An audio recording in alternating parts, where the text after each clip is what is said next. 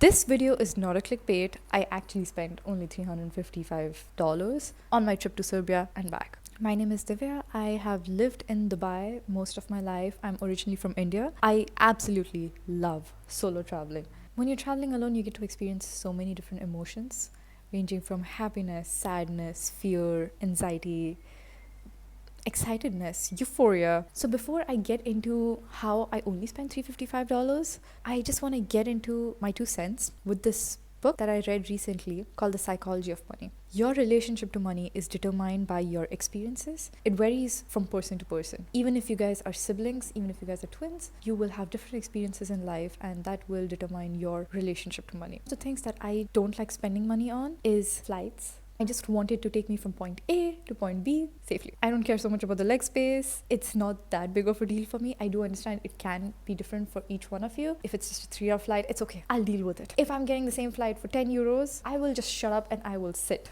You're getting what you're paying for. Okay, let's keep that in mind for you. That being said, nobody can be judged on how you like to spend your money. It's completely your choice. When I found the flight tickets for $102 to Serbia, or to be exact, it was 378 dirhams, which is about $103, not $102. I thought it was a calling, and I just booked my flight tickets. The itinerary was supposed to be the first 2 days in Novi Sad, the next 2 days in Zlatibor, and the last day in Belgrade and back. I would be renting a car as soon as I got out of the airport. From there, I would be directly taking the car to Novi Sad and starting my trip from there. Flights and stays, I like value for money. For my stays, there are some non-negotiables over here. Even if I'm just sleeping on a bed, and if there's just a locker for me, it needs to be clean, it needs to be comfortable, and finally, it needs to be safe. Safety is an absolute must in this situation. All right, moving on. So let's talk about the visa requirements for Serbia. A little background on me. I'm an Indian. I traveled in 2022. So back then, Indians did not require a visa to Serbia. That is not the case today though. So Indians do require a visa to Serbia. However, if you have a US visa, then you don't require a visa. If you're a UAE resident, you don't require a visa either. So for 90 days, it's visa free for an Indian with any other stronger visa. But do check this on their embassy's website as well. Just to confirm, I will link it down in the description below. Hey guys, based on whatever I checked last, in 2022, we did require a visa. That has changed since. So right now, we do require a visa. Regardless of how many ever visas you have had previously, it was free for anyone with a Schengen visa or Australian visa, US visa. It's not the case anymore. So you will have to apply for a Serbian visa. Secondly, I was not aware of the fact that this flight is almost always 2 hours late. And so my rent-a-car got cancelled last minute. I had to rely on the airport Wi-Fi, and they don't even let you wait inside the airport. So you have to exit the airport, wait at the bus stop, and then I was waiting at the bus stop and I was trying to connect it to the airport's internet, which was behind me. And since the airport was closed, I could use the internet. It was very slow, but I could still use it. So I'm not complaining. I cancelled my hostel in Novi Sad and I booked it in Belgrade. Generally, when you book a hostel, they give you a welcome email kit. With this welcome kit, it talks about which all public transport routes you can take from the airport to the city center, and how far is the distance from the city center to the hostel itself. This is also applicable for Airbnbs, some Airbnbs, and also a few hotels. With my hostel, I didn't receive that email because I booked it only 30 minutes before I was supposed to get there. I just called them up. I was like, hey, I don't really know how to do this, what to do, how to get to you. The volunteer on the other side was super nice. He was like, listen, just come to this place and then give me a call. I will come and pick you up. And he did, which was very nice of him. I did make a few friends when I was in the plane who were also solo traveling, or they were just a bunch of other groups of people who were traveling to Serbia. This other girl, she was also solo traveling. And we were like, okay, why don't we just tag along with each other? We at least have someone. She was super nice. She was like, okay, I will drop you off to your hostel. So you at least, calm down. And then you can come and drop me off to my hostel and we can go grab dinner after that. She became friends with my volunteers and my hostel mates, and vice versa for me. A lot of times we think of solo traveling as something very lonely, but it's not lonely at all. That is one of the biggest misconceptions of solo traveling. Once we got to the location, the volunteer came and he picked me up. He picked he picked us up. Moving on to the SIM card situation. You can do something like me where I try to be a little sneaky. Didn't work out in my favor. Do your research. And if it's okay, then go for it. I checked the roaming package of this one Indian SIM card because even my dad has that SIM card. I can speak to my brother who's in India. From that SIM card to that SIM card, there's a minimal cost. And from that SIM card to anyone in that country that you are in, that is also minimal cost. That being said, it is not applicable for all countries. It's only applicable for a few countries. And Serbia is not one of those countries. I ended up spending almost 50 euros. I know, it's a lot. I do not recommend it to anyone. If you want to buy a SIM card as soon as you land, you can always buy it at the airport. It costs about 12 euros. If you want to be more cost effective, you can buy it from the city center. It's going to be about 6 euros. So it's almost half the price because Serbia is really not that expensive. I don't. Anyway, third thing is the walking tours. That is hands down one of the best ways to introduce yourself to whichever country that you're going to or whichever city you're going to. Go for a walking tour. I personally prefer going on guru walks. And the tour guide that we had chosen, he was so thorough with the history of Serbia, not just Serbia.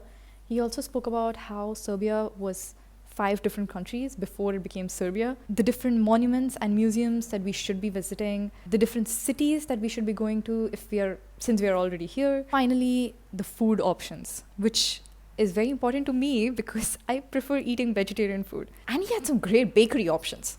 For guru walks, I do recommend that you pay them at least 10 euros for the time. Depending on how amazing they were, do not hesitate to pay them more. They generally recommend anything between 10 to 50 euros. If you think they deserve more, please do. Again, since I was staying in a hostel, I went on the walking tour with someone from my hostel itself. He was a Polish guy. They do have some shared experiences, being a part of USSR being one of them. So he also had a lot of knowledge on the history and also the geopolitical relationships that Serbia has right now. So it was very interesting for me because I got to hear different perspectives of the same situation. After the walking tour, we went and then I just wanted to experience the vibe of the city, just walking by myself. In the evening, it was so nice. I wanted to buy so many paintings, just go sit at coffee shops, have like latte.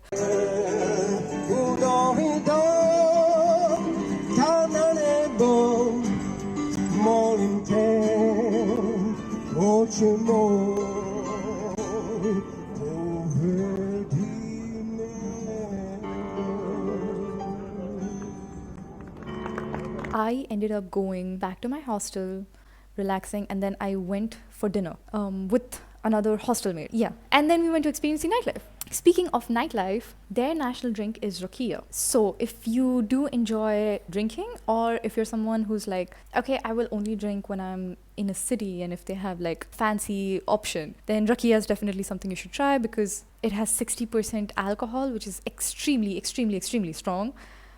It's their local brandy. I generally don't drink alcohol. I drink it like once a year when I'm like in some other country or something, or like once in 2-3 years. It still didn't hit me. It just made me very, very warm. So I can assure you, again, it can have a different reaction to your body as to what it had to mine. So be careful and stay safe. Now, the next thing is my bus experience to Zlatibor. I went to Zlatibor and I spent about 17 euros on my bus trip. The people in Serbia are very nice, okay? But the authorities, this I have experienced with every like small country where the authorities are very assertive in a very intimidating way, whereas the people are very nice. So I have nothing against the people, but the authorities really, they try to break you sometimes. Just keep that in mind. For me, what had happened was I had printed my ticket once I got to the bus stop. I don't know if he was police or what. When I got into the bus, he tore my ticket and he took the ticket part of it and he gave me the other side. So once I was at the bus, there was a lady who came to check. She was like, this is not your ticket. And I'm like, okay, but this is my digital copy. Like, I booked it. It's right here. What do you mean I don't have a ticket? She's like, no, I want the printed one. And I'm like, I printed it. He took it. What do you mean? It's not my fault. I went with another hostel mate. He then spoke to her. He was like, listen, she did buy it. Like, this is just crazy. Why are you guys being so mean to her? If required, if she has to deal with anyone else, she will talk to them. Don't worry about it. So he kind of handled the entire situation. But it was, yeah, I don't know. And that lady, she was like, okay, fine, you know what? Like, whatever, you guys just, if someone comes, that's not on me, that's on you. You're gonna get fined. You're gonna get. I was like, it's right here. Technology, bro. Zlatibor's landscape made up for my anger and fury.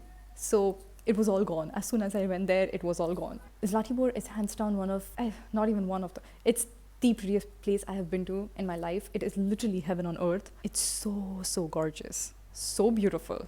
My Airbnb host, he first thought that was just me going. And since he saw this other guy with me, he was like, okay, you know what? We have upgraded your room. And then he gave us 2 separate beds, which is perfect. I'll attach his link in my bio as well. He was so nice. So the guy slept on the couch and then like I got the bed. We took a rent-a-car in Zlatibor because we wanted to go into the mountains and that was the only way we could do that. So since I was paying for the stay, the dude decided to pay for our rent-a-car and that cost 44 euros. So because, I mean, it was the two of us at this point and he decided to just pay for that, I saved that 44 euros. Serbia, Zlatibor's landscape is so gorgeous. The flora, the fauna, amazing. Oh wait, you know what this place is? Mm-hmm. Okay, so I think what this place is that there was a director who was making a movie and he decided to create like a set. So it's like every director's dream. It's pretty cool. Okay, while returning, again, I recommend everyone to keep a translator app on your phone so you can see what is happening. For example, my bus was supposed to take off at 2. I thought it's supposed to take off at 4 p.m. So I missed that. Fun. So there was another bus at 11 and then I reached at 1 a.m.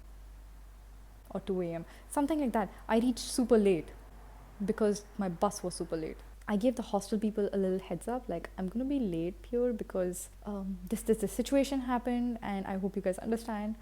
And they were like, yeah, no, don't worry about it. We have a party tonight, so we'll all be awake. Yay! The next day, we just went shopping. So shopping for me, I love buying souvenirs for others. So I bought souvenirs. I bought this beautiful jacket for myself. I bought gifts for my mom, my sister. It was my dad's birthday, so I bought something for him as well. Yeah, total shopping cost me about $70. And finally, the bus to and from the airport, that costs about 3 euros each. Again, the price varies. It can be 1.5 euros, 2 euros. Yeah, since the conversion rate keeps changing, I'm going to say $1.5. Sometimes it's $2. At the end, I had taken back to the airport from Belgrade. While going from here, nobody said anything about my bag. But while coming back, they were like, your bag is not allowed to have wheels. It was way below 7 kg. So I was like, it's under the weight limit. Like, why can't I have wheels? What's the big deal? They were like, no, you have to pay extra, la la la la. I didn't want to pay extra. So I kept my bag somewhere else. And I came back with just like a polythene. I didn't pay anything extra. I just like checked in. I got my boarding pass. And then I went back inside with my bag. Yeah, inside when I went inside, there were other people who had bigger just backpacks. Way bigger backpacks. They didn't get stopped. So they just stopped me because I had wheels, which was so unfair. Now my final thoughts on this trip is, firstly, it was such an amazing trip. Something that I would suggest to everyone is it's always better to be over-prepared than under-prepared. I only went with 50 euros cash, which I don't recommend to anyone. Always carry more than what you think you need because you can always get it exchanged later. You don't want to be stranded in a situation where you don't have it. The country is so beautiful. It's very safe. The people there are so nice. You will definitely have an amazing time. And that's all. I hope you have a lovely trip to Serbia. If you have any questions, don't hesitate to ask me in the comments below. And I will see you in the next video. See you. Bye.